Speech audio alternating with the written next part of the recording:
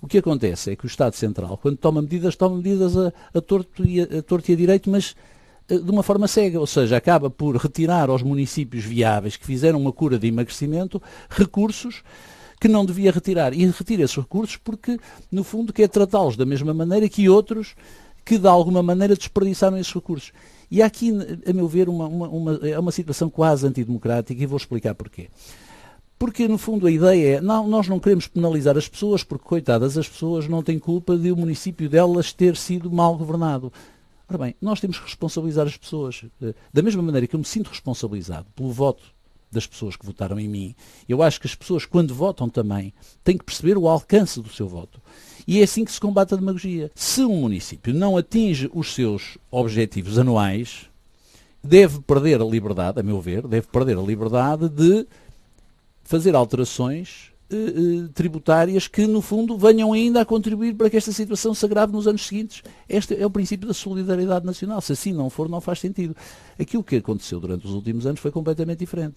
E, portanto, o que eu lhe digo é assim, eu considero extraordinariamente injusto para a cidade do Porto, que tendo a cidade do Porto optado por um modelo de emagrecimento ao longo dos últimos 12 anos, subitamente se veja agora condenada a continuar a emagrecer, porque a situação dos outros municípios a isso recomenda. E isto considero que é profundamente injusto para os cidadãos do Porto e, mais do que isso, penaliza a nossa democracia, porque leva a que os cidadãos pensem, ou pelo menos alguns, dizem assim, isto tanto faz, no fundo, se nós votarmos no despesismo, isto depois lá no fim, isto compõe-se. Este governo tem dito, e tem dito regularmente nos últimos dias, principalmente por causa do próximo quadro comunitário, que as cidades se têm que transformar em territórios competitivos.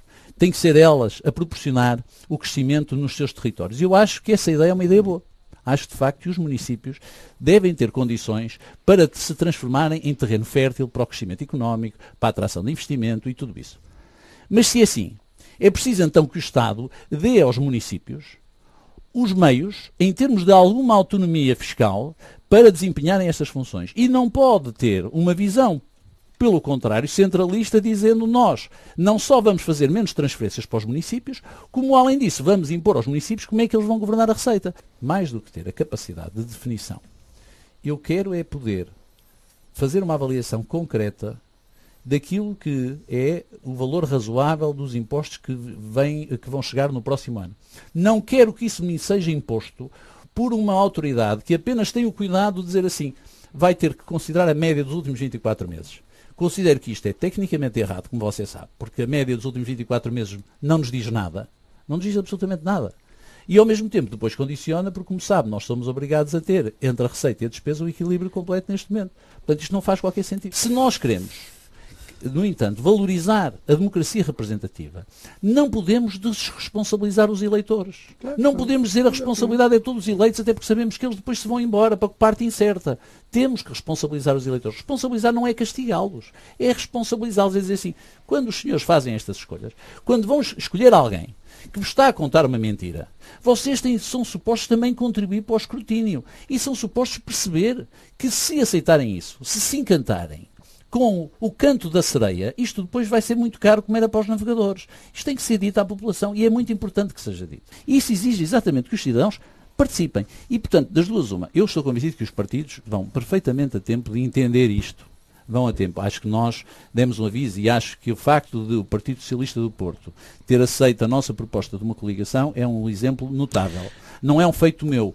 Atenção, se nós conseguirmos levar a nossa nau a bom porto, se a governação na cidade do Porto nos próximos 3 ou 4 anos, 3 anos e meio, der bons frutos, acredito que isto então, que as pessoas fiquem alerta e digam assim, afinal vale a pena pensar que independentemente de diferenças ideológicas, independentemente de opções aqui e ali diferentes, se conseguirem identificar planos estratégicos, se houver um plano estratégico para a cidade que obedece 2 ou 3 vetores. Que mas aqui não é para a cidade, já é para o país. Mas para o país, Graça, para o país a situação não é muito diferente. Aquilo que se assiste desde 25 de Abril é que cada governo que chega é o mais centralista de sempre. E depois vem o seguinte, e volta a ser o mais centralista de sempre. E é sempre por alguma razão. Neste caso é por várias razões. Em primeiro lugar, por causa da questão das sinergias. Porque em Portugal, sinergia, eu já fui várias vezes ver ao dicionário, se sinergia quer dizer centralismo. Não está lá escrito. Mas em Portugal, a sinergia, é sempre centralismo. E depois, porque numa situação como esta de dificuldade, aquilo que acontece é que, por base desta sinergia, se criou também a ideia de que o Estado Central, e particularmente o Ministério das Finanças, que é quem acaba por dominar, quer dizer, o país é dominado pelo Ministério das Finanças. Depois temos um Primeiro-Ministro que trata de algumas coisas importantes. É o número de telefone favorito, não é? Com certeza. E, portanto, o que acontece objetivamente é que vão sendo impostos às empresas públicas. Reparem bem, é que não apenas aos municípios, nós estamos a falar às empresas públicas, às comissões de coordenação, aos municípios, às universidades, a todo este mundo que de alguma maneira está relacionado com o Estado, um conjunto de constrangimentos que tem um bocadinho aquela lógica stalinista. E essa lógica é uma lógica que não funciona. Logicamente, que é relativamente fácil descentralizar competências e chegar a acordo com a Junta de Freguesia em Foz no Virgílio de Aldoar, que é a nova freguesia. Mas relativamente à campanha, se isto não for feito com muita prudência, nós corremos o risco de, em vez de estar a dar competências, estarmos a alijar as nossas competências, que é uma coisa muito diferente. Uma cidade como o Porto não pode estar neste momento numa total indefinição sobre o que é que vai ser o quadro comunitário. Não pode, não é possível, não se pode governar. Porquê é que não conhece? Porque o Governo ainda não tomou opções. Não se sabe. Neste momento não sabe. Se alguém disser que sabe, não é verdade. Não sabe. Que a Ryanair queira crescer em Lisboa, acho perfeitamente razoável, mas parece-me que isso não tem nada a ver com o Porto.